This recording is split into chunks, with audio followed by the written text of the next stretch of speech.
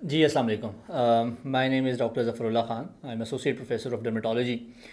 आज हम मुख्तसर सी बात करेंगे एक्ने के बारे में। हालांकि ये बड़ा कॉमन टॉपिक है जो बहुत दफ़ा डिस्कस भी हो चुका होगा। बहुत सारे लोग इसके बारे में कन्फ्यूजन्स भी जहन में रखते हैं और बहुत सारे लोग इस तरह के भी हैं जो उसको ख़ुद ट्रीट भी करना जानते हैं काफ़ी हद तक, और उसी सिलसिले में काफ़ी सारी गलतियाँ करते हैं जिसकी वजह से स्किन में नुकसान होता है। एक्नी के बारे में हमारा बड़ा कॉमन परसेप्शन है। अक्सर जब बच्चे 15 साल को क्रॉस करते हैं, एज को 17-18 साल ज़्यादा कॉमन एज है, बच्चे हों बच्चियां हों, तो उनको चेहरे के ऊपर दाने निकलना शुरू हो जाते हैं, जिसको आम कम्युनिटी के अंदर बहुत सारे लोग जवानी के दाने बोलना शुरू कर देते हैं।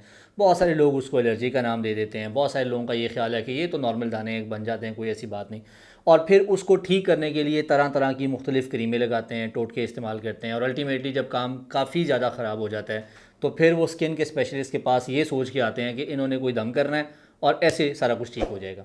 तो ये याद रखें कि एक्नी पहली बात ना तो कोई एलर्जी है, ना ये डायरेक्टली जवानी की वजह से है। दिस इज़ एन इन्फेक्शन जिसमें एज के साथ जो हार्मोनल चेंजेस हैं वो डेफिनेटली कंट्रीब्यूट करती हैं। तो लेकिन जब ये इन्फेक्शन है तो इसको आपने ट्रीट करना है।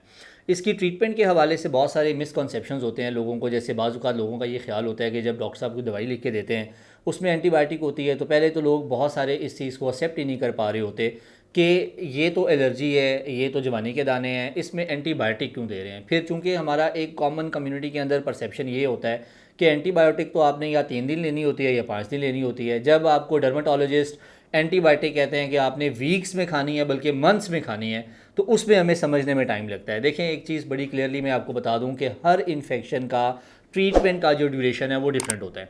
इसी तरह से जो एक्नी का इन्फेक्शन है, इसके ट्रीटमेंट का ड्यूरेशन 3 या 5 दिन नहीं है बल्कि काफ़ी लंबे अरसे पे चलता है। और डॉक्टर डेफिनेटली जानता है इस चीज़ को जो आपको दवाई लिख के दे रहा है कि उसने आपको कौन सी दवाई दी है और आया वो आपकी जिस्मानी और जो आपकी साइकोलॉजिकल स्टेट है उसके साथ वो मैच कर रही है या नहीं कर रही है।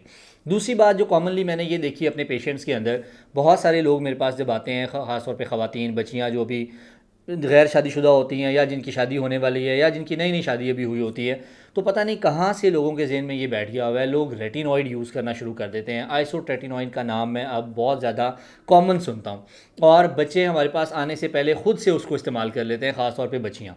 तो ये याद रखें कि isotretinoin is not a drug, is not a medicine जो आप अपनी मर्ज़ी से जिसको मर्ज़ी जब मर्ज़ी देना शुरू कर दें और जब मर्ज़ी उसको बंद कर दें। तो ये एक ऐसी दवाई है जिसको स्किन के स्पेशलिस्ट भी देने से पहले बहुत दफ़ा सोचते हैं और फिर आपकी पूरी लाइफ की रूटीन को जहन में रख के फ़ैसला करते हैं कि आया आप इसके लिए अप्रोप्रिएट हैं या नहीं है।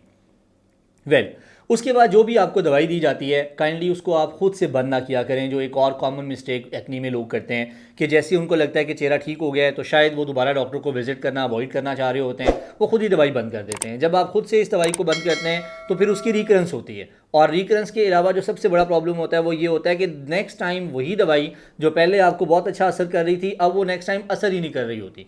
तो ये एक रेजिस्टेंस हमें ग्रेजुअली जो है वो फील होना शुरू हो जाती है। तो काइंडली जितनी देर तक आपके डॉक्टर आपको कहें आपने दवाई इस्तेमाल करनी है।